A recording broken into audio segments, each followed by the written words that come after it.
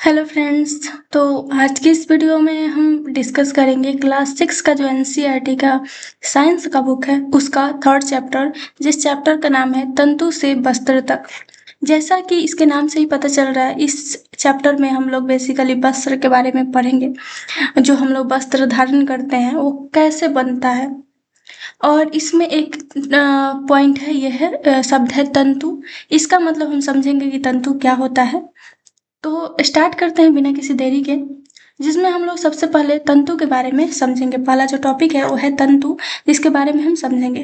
तो अगर हम कोई कपड़े का टुकड़ा लेते हैं, उसके एक पतले से भाग को खींचते हैं तो एक पतला सा ये क्या दिखाई दे रहा है, ये जो है इसको हम क्या बोलते हैं, तागा बोलते हैं। ठीक है, ये जो तागा होता है उसको अगर हम नाखून से खरोचते हैं कभी, तो उसमें क्या निकलता है, छोटा छोटा छोटा छोटा पार्ट निकलता है, और इसी पार्ट को हम क्या बोलते हैं, तंतु बोलते हैं। मतलब कि जो वस्त्र का सबसे छोटा भाग होता है उसी को हम क्या बोलते हैं, तंतु बोलते हैं। वस्त्र क्या बनता है, तागा से बनता है। तागा को फिर सिलकर या फिर मशीन से या फिर हाथों से, जैसे स्वेटर हम लोग पहनते हैं तो स्वेटर क्या होता है, ऊन से बना होता है। तो ऊन से उसको बीन कर बनाया जाता है।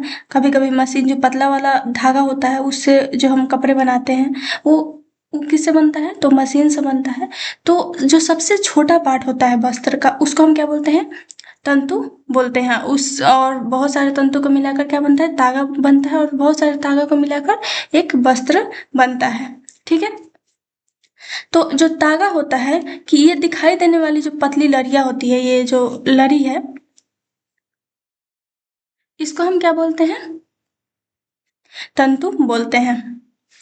कुछ वस्त्रों जैसे कि सूती हो गया, जूट, रेशमी तथा ऊनी के जो तंतु होते हैं वो पादप या जंतुओं से प्राप्त होते हैं और इन्हें प्राकृतिक तंतु कहते हैं।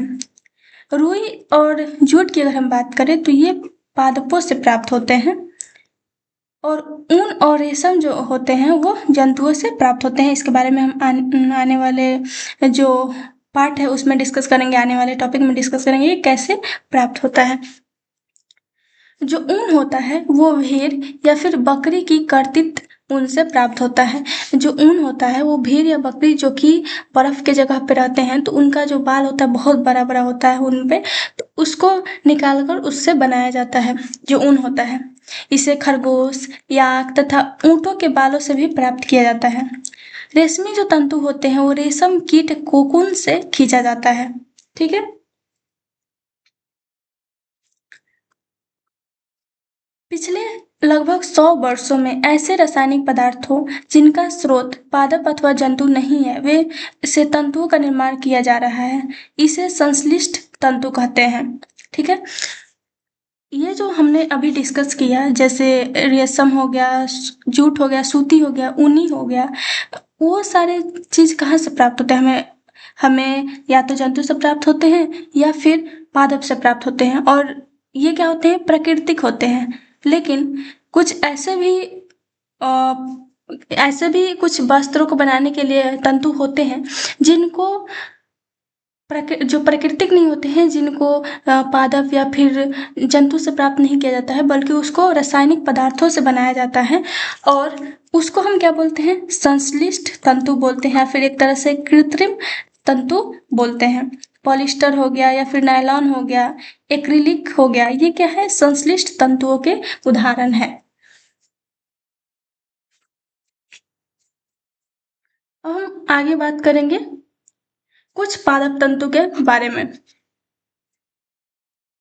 तो सबसे पहले हम डिस्कस करेंगे रुई के बारे में। ठीक है, तो जो रुई होता है, जो हमने देखा ही है, चाहे वो दिया जलाने में हो या फिर बहुत सारी चीज़ों में इसका यूज होता है, और ये कैसे बनता है तो उसके बारे में हम डिस्कस करेंगे। जो कपास होता है, साधारणतः कपास के पौधे वहाँ उगाए जाते हैं जहाँ की मृदा काली तथा जलवायु उष्ण होती है। रुई रुई वो कपास से बनता है, कपास इसको बोलते हैं, या फिर इसको हम कॉटन इंग्लिश में बोलते हैं। ये जो होता है वो कपास से बनता है। कपास के जो पौधे होते हैं वो वहाँ उगाए जाते हैं जहाँ की मृदा काली या जलवायु उष्ण होती है। ठीक है,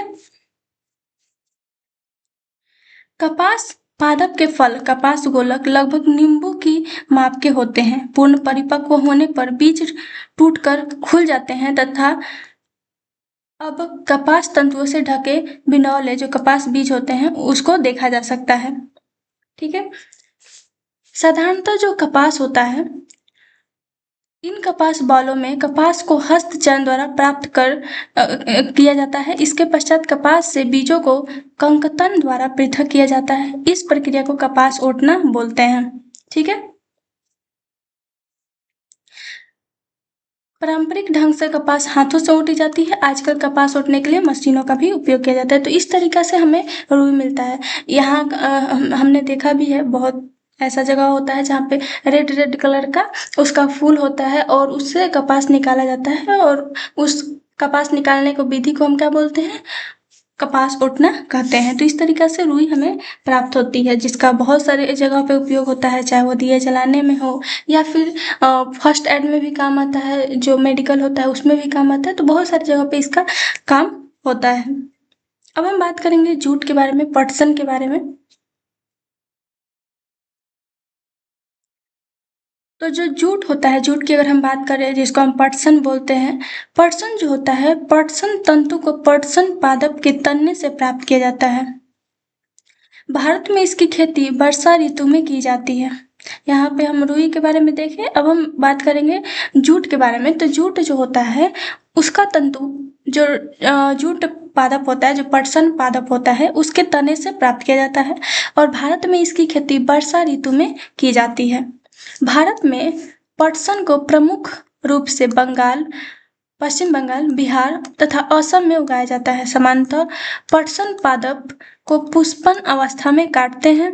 फसल कटाई के पश्चात पादपों के तनों को कुछ दिनों तक जल में डुबोकर रखते हैं।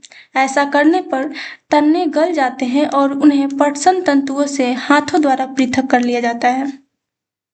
वस्त्र बनाने से पहले इन सभी तंतुओं को तागों में परिवर्तित कर लिया जाता है और इस तरीका से फिर तागों को बीनकर या फिर मशीन द्वारा उसको वस्त्र बनाया जाता है। तो इस तरीका से पटसन बनता है। नेक्स्ट अब हम डिस्कस करेंगे वो है सूती तागे की कताई।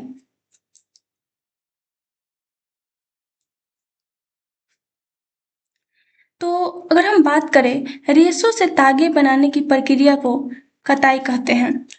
जो तंतु होता है उससे क्या बनता है? तागा बनता है और इस प्रक्रिया को हम क्या बोलते हैं? कताई बोलते हैं। इस प्रक्रिया में रुई के एक पुंज से रेशों को खींचकर ऐंठते हैं। ऐसा करने से रेशे पास पास आ जाते हैं और तागा बन जाते हैं। जैसे कि हमने इसके पहले डिस्कस किया कि कैसे तागा जो होता है उसको हम जब खरोचते हैं तो उससे छोटा छोटा पार्ट उसका निकलता है तागा का, और उसको हम तंतु बोलते हैं या फिर रेशा बोलते हैं। और उसमें हमने देखा कि कैसे उसको रेशा को हम कैसे पहचान सकते हैं। अब हम देखेंगे कि कैसे सूती तागे की कताई होती है। तो उसमें क्या होता है कि जो छोटा छोटा रेशा होता है, सबसे पहले हमने रुई बनाने को सीखा कि कैसे रुई बनाया जाता है। अब उसके रेशे को तागा बनाने की प्रक्रिया को हम क्या कहते हैं? कताई कहते हैं। और इस प्रक्रिया में क्या होता है, रुई का जो एक एक पुंज होता है उससे रेशे को खींचकर ऐंठते हैं और उसके बाद उससे क्या होता है कि रेशे आसपास आ जाते हैं और तागा जो होता है वो बन जाता है। कताई के लिए एक सरल युक्ति हस्त कतुआ का उपयोग किया जाता है, जिसे तकली कहते हैं, जो कि हम यहाँ पे इमेज में देख सकते हैं। ये क्या है? तकली है। ठीक है। हाथ से प्रचलित कताई में उपयोग होने वाली एक अन्य युक्ति जो है वो चरखा है। चरखे के उपयोग को राष्ट्रपिता महात्मा गांधी ने स्वतंत्रता आंदोलन की एक पक्ष के रूप में लोकप्रियता प्रदान की थी। उन्होंने लोगों को हाथ कते धागों से बुने वस्त्रों को पहनने तथा ब्रिटेन की मिलों में बने आयातित कपड़ों का बहिष्कार करने के लिए प्रोत्साहित किया था।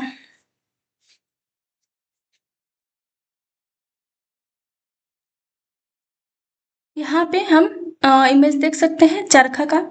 बृहद पैमाने पर तागों की कताई का कार्य कताई मशीन की सहायता से किया जाता है, क्योंकि इतना बड़े पैमाने पर हम तागों की कताई नहीं कर सकते हैं, हाथों से बहुत टाइम लग जाएगा।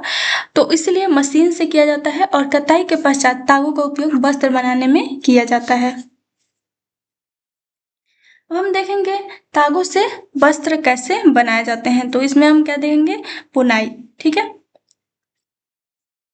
तो धागों के दो सेटों को आपस में व्यवस्थित करके वस्त्र बनाने की प्रक्रिया को क्या कहा जाता है, बुनाई कहा जाता है।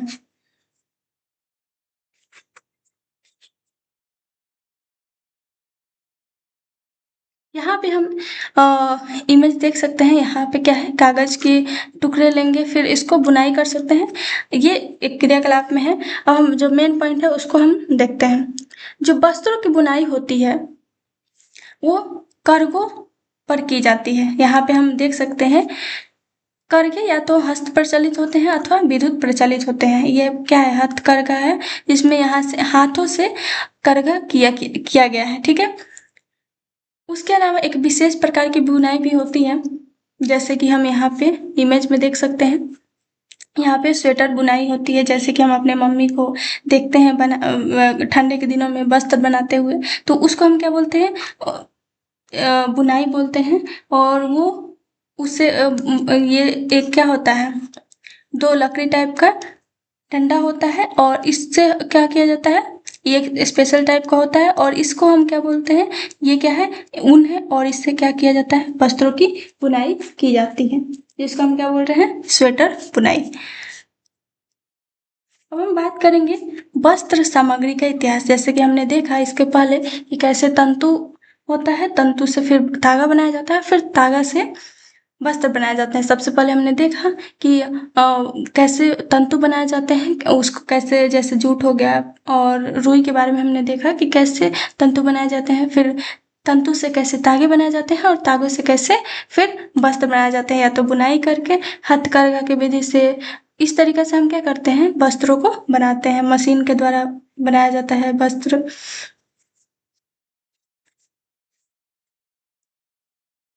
कृषि समुदाय में बसना आरंभ करने के पश्चात लोगों ने पतली पतली टहनियों तथा घास को बुनकर चटाइयाँ तथा डालियाँ बनाना सीखा।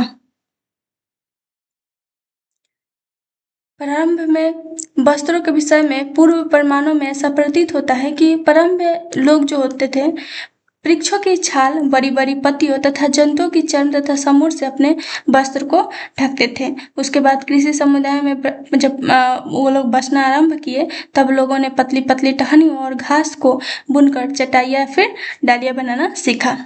ठीक है, वस्त्र कैसे, जब बहुत पहले लोग थे उस टाइम पे वस्त्र कैसे बनाया जाता था, जब लोगों को नहीं पता था, तो लोग क्या करते थे, वो लोग वृक्षों की जो छाल होता था, या फिर बड़ी बड़ी जो पत्तियां होती थी, जैसे केला का पत्ता हो गया, या फिर बड़े बड़े जो पत्ते होते हैं, बड़े बड़े पेड़ पे बड़े बड़े पत्ते भी निकलते हैं, तो उससे वो लोग अपने जो बॉडी होता था, शरीर होता था, उसको ढकते थे। जब कृषि स्टार्ट हुआ, तो उस टाइम पे जब लोग बसना आरंभ किए, तो लोग पतली पतली टहनियों तथा घास को बुनकर चटाइयाँ तथा डालियाँ बनाना सीखा, और उसी तरीके से वस्त्र भी बनाते थे। लताओं, जंतुओं की ऊन तथा बालों को आपस में ऐंठन देकर बड़ी बड़ी लड़ियां बनाई, इनको बुनकर वस्त्र तैयार किए। पूर्व में भारतवासी रुई से बने वस्त्र पहनते थे, जो गंगा नदी के निकटवर्ती क्षेत्रों में उगाई जाती थी। फ्लैक्स भी एक पादप है जिससे प्राकृतिक तंतु प्राप्त होता है। प्राचीन मिस्र में वस्त्रों को बनाने के लिए रुई तथा फ्लैक्स की कृषि नील नदी के निकटवर्ती क्षेत्रों में की जाती थी। तो सबसे पहले लोग रुई से बने वस्त्र पहनते थे, और उस जो गंगा नदी के निकटवर्ती क्षेत्र में उगाई जाती थी।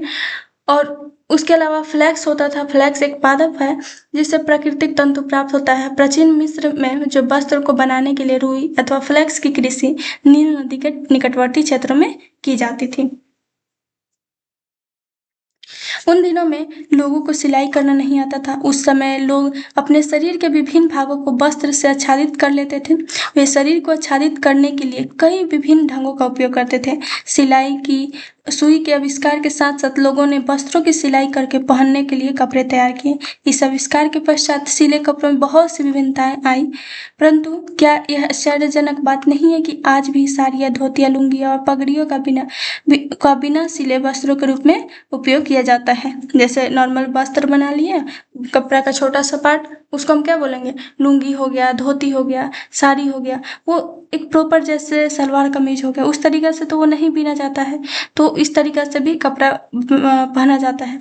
जिस प्रकार समस्त देशों में खाए जाने वाले भोजन में अत्यधिक विविधता देखने को मिलती है, ठीक उसी प्रकार वस्त्रों और पहनने की वस्तुओं में भी अत्यधिक विविधता पाई जाती है। तो ये बेसिकली है वस्त्र सामग्री का इतिहास, कि कैसे जब कपड़ा बनाने का लोग नहीं जानते थे, वस्त्र बनाने के बारे में नहीं जानते थे, वो लोग कैसे पहले वृक्षों की छाल पहनते थे, फिर धीरे धीरे वो लोग घास फूस की बनी जो कपड़े होते थे, कपड़े नहीं उसको बोलेंगे, एक तरह से उन शरीर ढकने के लिए ऐसा बनाते थे।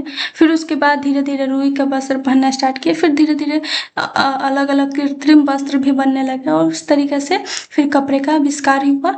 और अलग अलग जो देश होता है, जैसे हमने फर्स्ट चैप्टर में पढ़ा कि जो खाना होता है वो किसी एक देश में सेम नहीं होता है, किसी एक राज्य में भी सेम नहीं होता। हम लोग खुद एक इंसान भी एक समय पे एक ही सिर्फ खाना नहीं खाता है, वो अलग अलग खाना खाता है। तो इसी तरीक़े से वस्त्र में भी विविधता दिखाई जाती है, अलग अलग देशों में अलग अलग प्रकार के वस्त्र पाए जाते हैं, अलग अलग वस्त्र पहने जाते हैं। तो ये लास्ट टॉपिक था। अब इसमें कुछ इम्पोर्टेंट शब्द क्या था, रुई, तो हमने देखा कि रुई कैसे बनता है। फिर वस्त्र क्या होता है, तो सबसे पहले क्या आता है, तंतु, सबसे छोटा पार्ट वस्त्र का। फिर तंतु क्या होता है, या तो प्राकृतिक हो सकता है या फिर संश्लिष्ट हो सकता है, मतलब कि कृत्रिम हो सकता है। फिर उससे धागे बनाए जाते हैं, तागे बनाए जाते हैं, और तागे से फिर वस्त्र बनाए जाते हैं। तंतु से वस्त्र जो तागे बनाने की विधि होती है उसको हम क्या बोलते हैं, कताई बोलते हैं। फिर तागे से वस्त्र बुनाई के द्वारा वस्त्र बनाया जाता है। तागा के बारे में भी हमने जाना। और हम इसमें कुछ इम्पोर्टेंट पॉइंट है उसको हम देख लेते हैं इस चैप्टर में। तो वस्त्र सामग्री अथवा वस्त्रों में विविधता होती है, जैसे सूती हो गया, फिर रेशमी हो गया, फिर ऊनी या फिर पॉलिएस्टर। फिर वस्त्र तागों से बनते हैं जिन्हें तंतुओं से बनाया जाता है। तंतु या तो प्राकृतिक होते हैं अथवा संश्लिष्ट। रेशम, ऊन और जूट कुछ प्राकृतिक तंतु है, जबकि नायलॉन और पॉलिएस्टर कुछ संश्लिष्ट तंतुओं के उदाहरण हैं। रुई अथवा जूट जैसे पादप तंतुओं से प्राप्त किए जाते हैं। तंतुओं से तागा बनाने की प्रक्रिया को कताई बोलते हैं। तागों की बुनाई 2 प्रकार से की जाती है जिससे वस्त्र बनता है। अब हम डिस्कस करेंगे कुछ क्वेश्चन, और उसके बाद ये जो चैप्टर है वो कंप्लीट हो जाएगा। इसमें पहला जो क्वेश्चन है वो है कि निम्नलिखित तंतुओं को प्राकृतिक अथवा संश्लिष्ट में वर्गीकृत करना है। कौन सा प्राकृतिक है, कौन सा संश्लिष्ट है। तो इसमें यहाँ पे दिया हुआ है नायलॉन, ऊन, रुई, रेशम, पॉलिएस्टर और पटसन। तो इसमें प्राकृतिक तंतु कौन कौन से हो जाएंगे, तो ऊन हो जाएगा, फिर रुई हो जाएगा, रेशम हो जाएगा और पटसन हो जाएगा। वहीं अगर हम बात करें संश्लिष्ट तंतु की, तो नायलॉन और पॉलिएस्टर क्या हो जाएगा, संश्लिष्ट तंतु हो जाएगा। अब नेक्स्ट क्वेश्चन है, नीचे दिए गए कथन सत्य है अथवा असत्य है उसका उल्लेख करना है। तो यहाँ पे पहला जो है वो है तंतुओं से तागा बनता है, तो ये करेक्ट है, सही बात है, तंतुओं से तागा बनता है। कताई वस्त्र निर्माण की एक प्रक्रिया है, ये क्या है, असत्य है। ठीक है, यहाँ पे ये क्या है, एक असत्य है, क्योंकि कताई जो होता है वो क्या होता है, तो तंतुओं से तागे बनाने की प्रक्रिया को हम क्या बोलते हैं, कताई बोलते हैं। जूट नारियल का बाहरी आवरण होता है, तो ये गलत है। रुई से बिनौले बीज हटाने की प्रक्रिया को ओटना कहते हैं, तो ये बात सही है।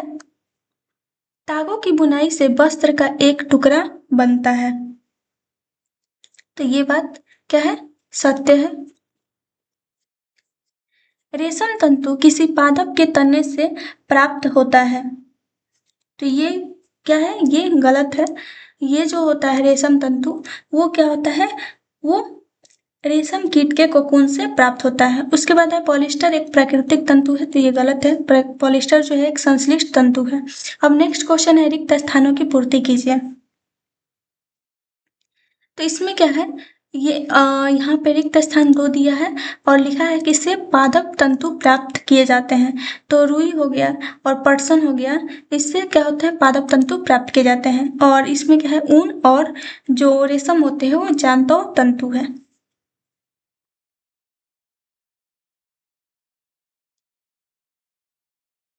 नेक्स्ट क्वेश्चन है, रुई तथा जूट पादप के किन भागों से प्राप्त होते हैं? तो अगर हम रुई की बात करें तो यह कपास के पौधे के फल जो होता है, जिसे कपास गोलक भी कहते हैं, उससे प्राप्त होती है। और अगर हम जूट की बात करें, जूट या फिर पटसन की बात करें, तो ये पटसन के पौधे के तने को पानी में गलाकर प्राप्त किया जाता है। उसके बाद आता है, नारियल तंतु से बनने वाली दो वस्तुओं के नाम लिखें। तो यहाँ पे क्या हो जाएगी, तो मजबूत रस्सियाँ हम लोग देखते हैं, रस्सी वो होता है नारियल तंतु से प्राप्त होता है। उसके अलावा जो पैदान हो गया, फिर जो गद्दे होते हैं, वो नारियल तंतु से प्राप्त होते हैं।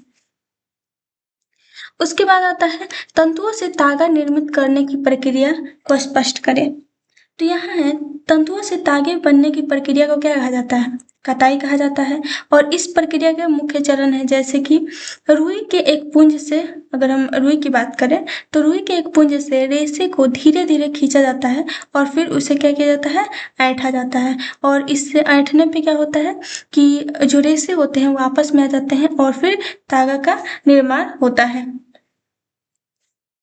कताई जो होती है, जो तंतु से तागा बनाने की प्रक्रिया को क्या कहा जाता है? कताई कहा जाता है। और कताई के लिए कुछ साधन उपाय होते हैं, जैसे कि तकली हो गया, फिर चरखे हो गए, ये क्या होते हैं? उसको बनाने के लिए सरल साधन होते हैं। उसका साधन होता है जिससे तागा को बनाया जाता है तंतु से। आजकल बड़े पैमाने पर यह काम कताई मशीन के सहायता से भी किया जाता है। तो ये आज का लास्ट क्वेश्चन है और इसी के साथ ये जो चैप्टर है वो कंप्लीट होता है। Thank you.